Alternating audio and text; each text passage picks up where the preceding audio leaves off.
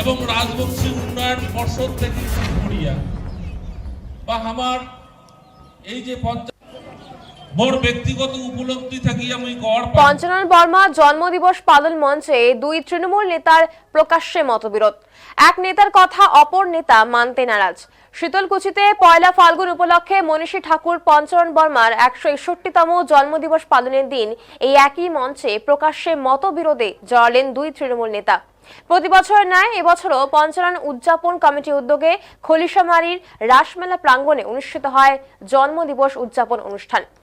অনুষ্ঠানের মঞ্চে বক্তব্য রাখতে গিয়ে পঞ্চানন বর্মার অনুরাগী তথা তৃণমূল কংগ্রেসের জেলা চেয়ারম্যান গিরীন্দ্রনাথ বর্মন জানান যে খলিশামারী গ্রাম পঞ্চায়েতকে মডেল গ্রাম হিসাবে গড়ে তোলার প্রস্তাব তিনি গ্রাম পঞ্চায়েত প্রধানের কাছে রেখেছেন। তিনি জানান প্রস্তাবটি লিখিতভাবে বিডিওর মাধ্যমে জেলা পরিষদে পাঠানোর পর তা বিধানসভায় কিভাবে উত্থাপন করা যায় সে বিষয়েও তিনি উদ্যোগ নেবেন।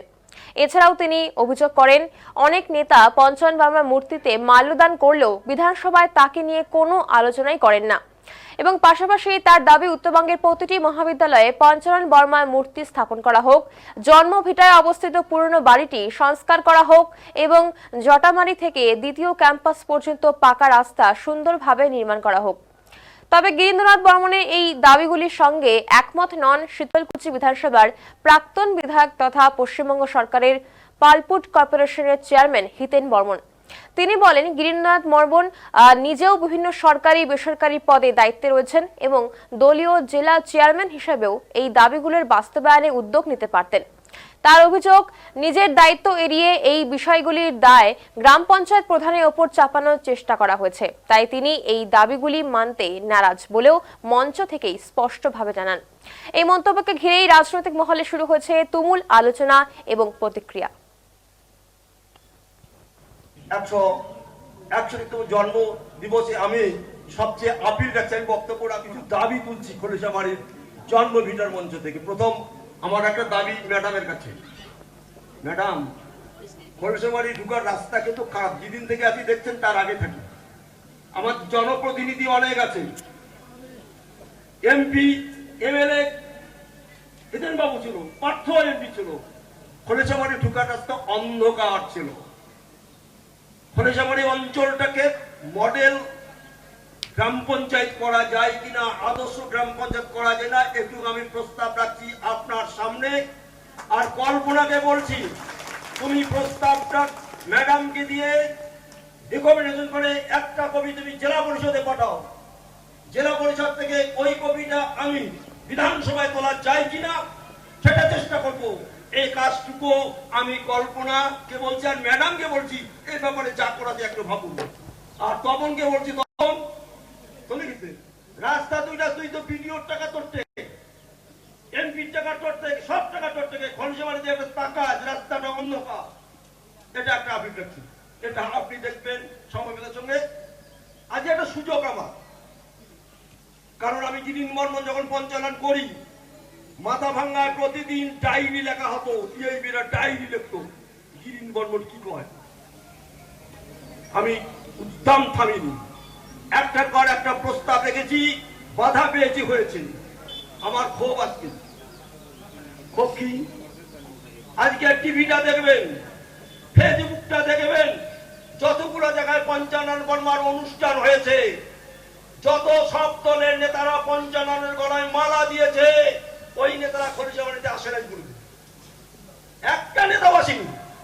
যে নেতারা মঞ্চে আলোকিত করে বসে, বিধানসভায় বসে থাকে, এখানকার যেগুলো নেতা, উত্তরবঙ্গের নেতা, তারাও কিন্তু বিধানসভায় পঞ্চানন বর্মা নিয়ে একটা শব্দ উচ্চারণ করে না। অপ্রিয় সত্য ঘটনা। তাই আমি এটা আওয়াজ তুলবো আপনাদের কাছে, উত্তরবঙ্গের আওয়াজ আপনারা তুলবেন।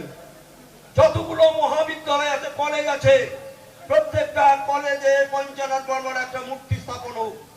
উত্তরবঙ্গে যে কয়টি বিশ্ববিদ্যালয় আছে, দুটাতে হয়েছে, বাকিগুলোতে একটা করে পঞ্চাননের মূর্তি স্থাপন হোক।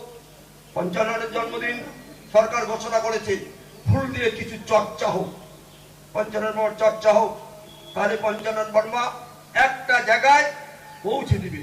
আমি অনুরোধ করবো, দুঃখের বিষয়, অনেক দুঃখ। তাই জন্মদিন, এই জন্মদিনে অপ্রাসঙ্গিক কিছু কথা ক্ষোভে বাইর হয়, অপ্রিয় সত্য ঘটনা। আমার সেকেন্ড ক্যাম্পাস পড়ে আছে, ভিক্ষা করছি, কিছু মানুষ আমাকে তোলাবাজ বলছে। দেয় নাই যারা তারা তোলাবাজ করে, যারা দেয় তারা তোলাবাজ করে না। এই হচ্ছে আমাদের সমাজের বৈশিষ্ট্য। যে লোকরা তোলাবাজ বলে, যে লোকরা পিছন দিকে সে লোকরা পঞ্চানন করে বড় করে মুক্তি দেয়, আর পঞ্চাননের নিয়ে কিছু ভাবে না। এটা অপ্রিয় সত্য ঘটনা। তাই পঞ্চানন বর্মাকে খলিশাবাড়িকে বিশ্বের দরবার তোলার জন্য মমতা বন্দ্যোপাধ্যায় করেছে। পঞ্চানন বর্মাকে বিশ্ববিদ্যালয়ে পড়ে দিয়েছে, বিশ্বের দরবারে চলে গেছে। পঞ্চানন বর্মা খলিশাবাড়িটাকে বিশ্বের দরবারে তুলতে গেলে সেকেন্ড ক্যাম্পাসকে পরিণত সাফল্য মনোনীত করবে।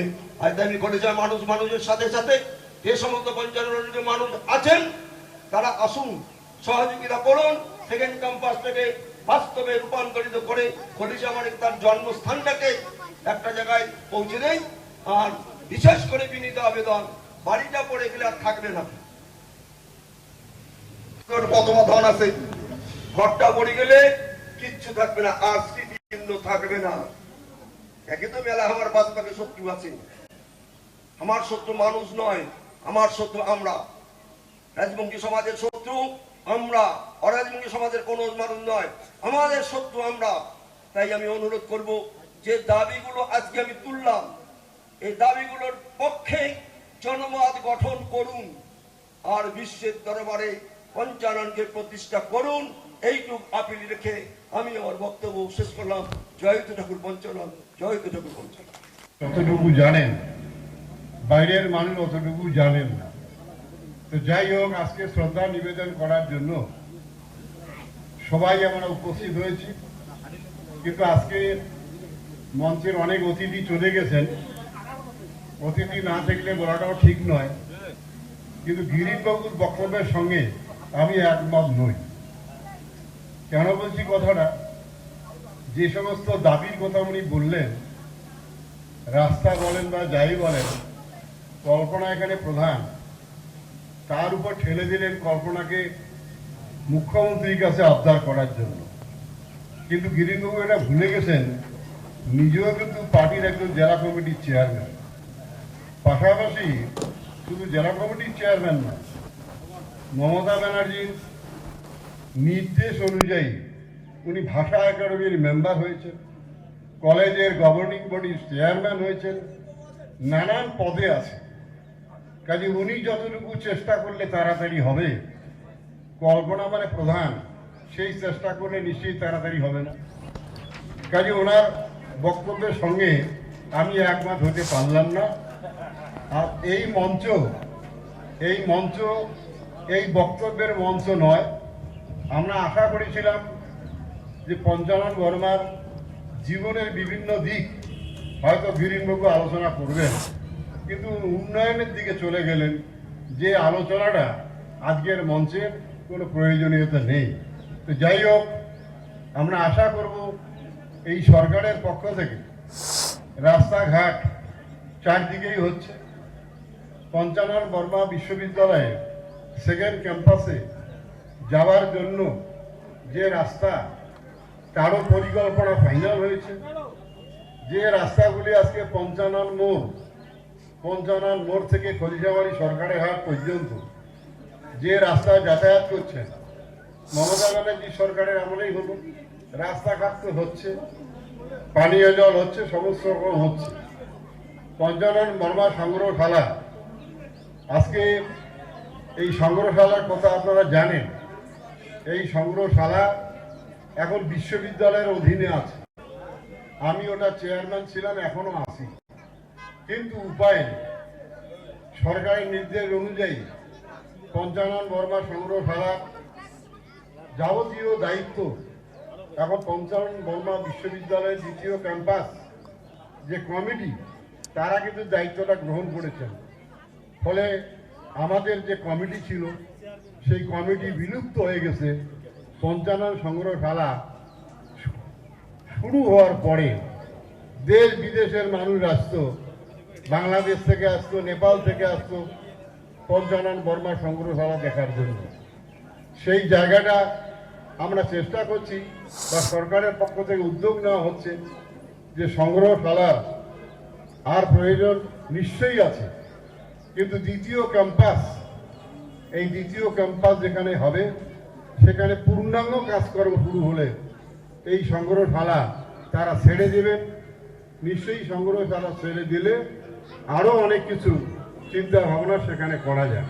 তো যাই হোক, এই খলিশামারি এলাকা পঞ্চানন বর্মাকে কেন্দ্র করেই নানান দিকের মানুষ যারা জানতে পারছেন তারাও আগ্রহী হচ্ছেন। কাজে আমরা আজকের দিনে আবেদন করব যে ওনার জন্মদিনে যে ওনার কর্মকাণ্ড পঞ্চানন বর্মার, সেই কর্মকাণ্ড আগামী প্রজন্মের কাছে পৌঁছে দেওয়ার জন্য আমাদের দায়িত্ব নিতে হবে, আপনাদেরকে দায়িত্ব নিতে হবে। তাহলেই আমাদের আজকের এই অনুষ্ঠান সফল হয় বলে মনে করি। সবাইকে ধন্যবাদ জানিয়ে ক্ষুদ্র আলোচনা শেষ করছি। নমস্কার। মোর ব্যক্তিগত উপলব্ধি থাকি আমি গড় পাং